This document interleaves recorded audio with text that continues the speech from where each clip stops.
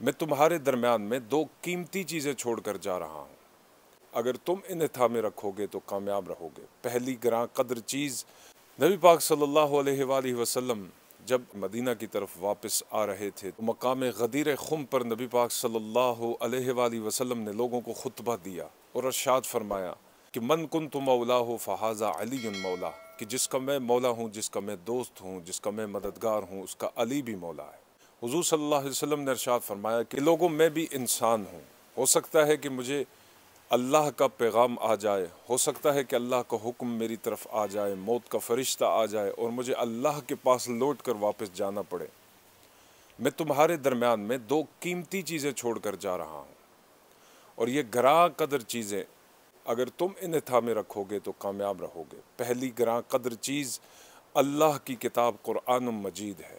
یہ ہدایت کا نور ہے اور سیدھا راستہ دکھاتی ہے۔ اسے ہمیشہ مضبوطی سے تھامے رکھنا اور اس پر عمل کرتے رہنا۔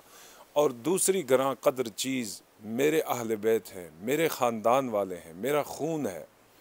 میں اپنے خاندان کے بارے میں اپنے اہل بیت کے بارے میں تمہیں اللہ کی یاد دلاتا ہوں، میں اپنے اہل بیت کے بارے میں تمہیں اللہ سے ڈراتا ہوں۔ سبحان اللہ! جس نے قرآن مجید اور آل رسول صلی اللہ علیہ وآلہ وسلم کے ساتھ اپنی نسبت اور تعلق قائم رکھا وہ دنیا اور آخرت میں کامیاب ہو گیا۔ نبی پاک صلی اللہ علیہ وآلہ وسلم نے ارشاد فرمایا، میرے اہل بیت، میرے گھر والے، میرے خاندان والے، میرا خون تمہارے درمیان میں حضرت نوح علیہ السلام کی کشتی کی طرح ہے۔ جو اس کشتی میں سوار ہو گیا اس نے نجات حاصل کر لی، اور جو اس کشتی میں سوار نہ ہو سکا وہ تباہ ہو گیا، وہ ڈوب گیا۔